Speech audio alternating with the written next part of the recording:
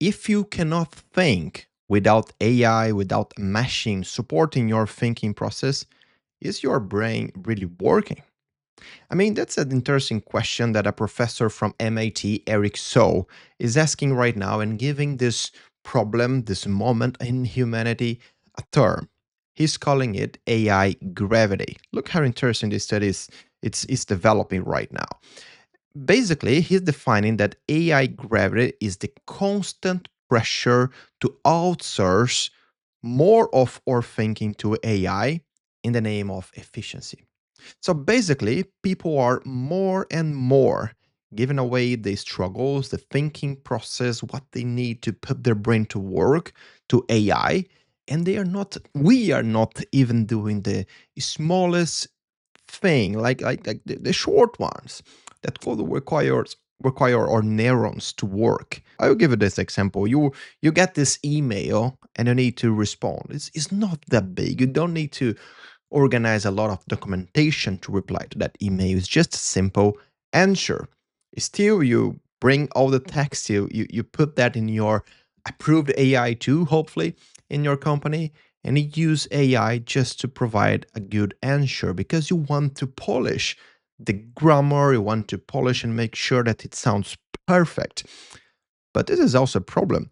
These small 30 seconds, let's say like that, that you are going to spend replying to that email, thinking about the answer, and using your own words and your own thinking here to reply, it's what builds your identity. And this thinking process, even though it's very small, it's just an example, it's important to your brain to connect all the neurons related to that topic so you can actually know what you're doing and what you did.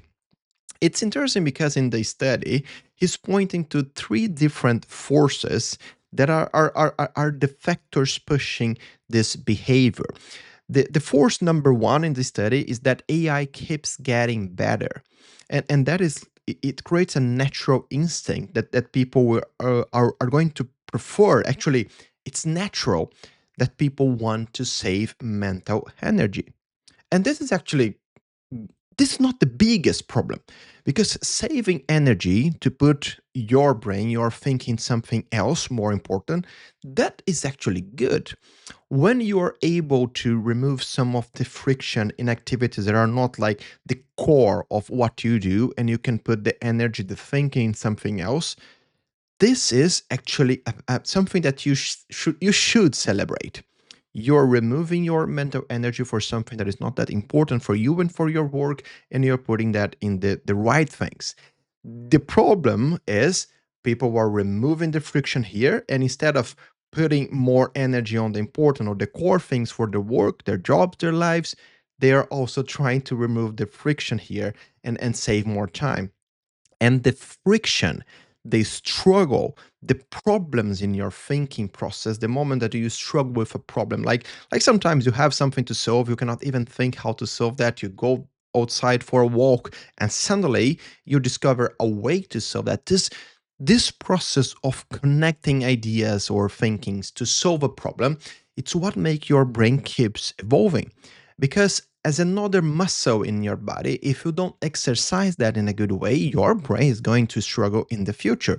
And the more you give away the opportunities to go through those friction moments, the more you have a concern, or you should be concerned about how your brain is going to keep evolving, keep connecting the right neurons, making the right connections to remind you about important things, and of course, making you more intelligent.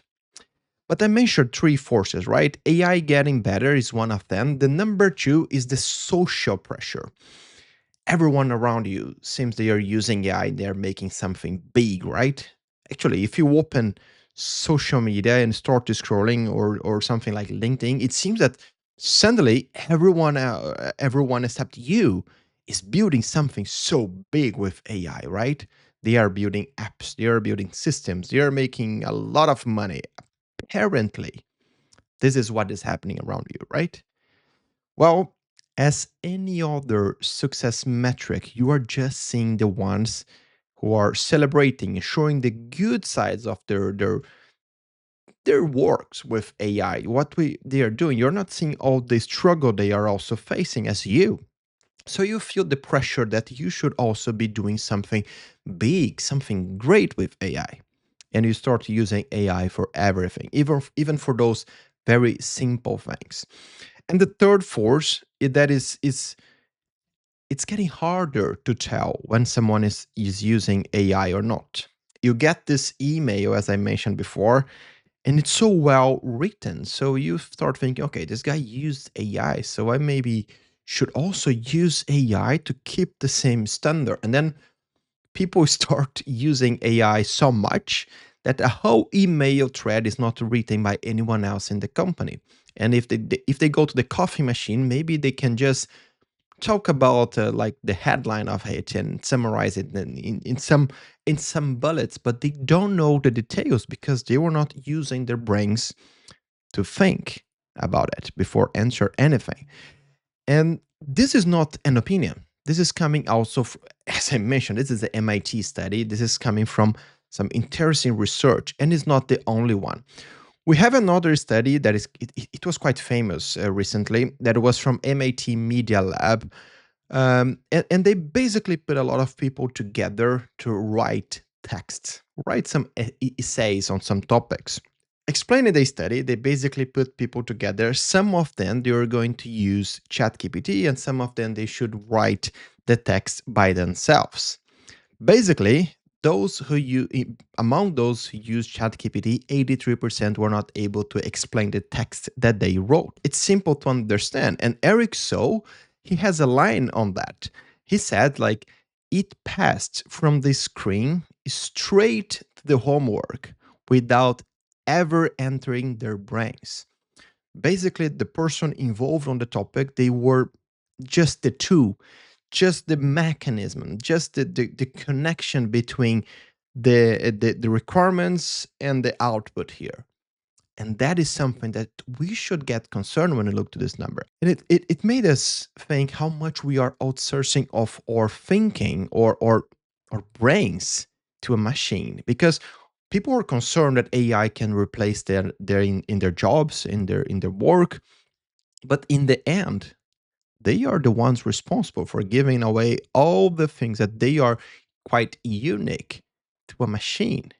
Like the way they think, the way they use their brains to solve a problem, they're just giving away the struggles, giving away what made us so competent in their jobs. But of course, they study from MIT, they are not just giving problems. They are also trying to give some suggestions on how we can improve on that. And basically, he's providing us or suggesting us 4 ways to at least be more cautious with this whole discussion around how much we should use AI, where we should use that when it comes to we as people. We are as thinkers in this case.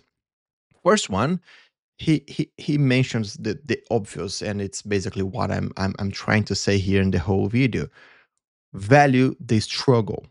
Value that sometimes you have a problem in front of you and you need to struggle. You need to have some issues. You need to put your brain to work so you have the chance to evolve in the end of this exercise. You have a problem at work, you struggle for a few days, you learn a lot from that. That's how you are going to jump to the next level with your brains, because just as another muscle that you go to the gym and you exercise and the muscle gets stronger, your brain gets stronger in the same way.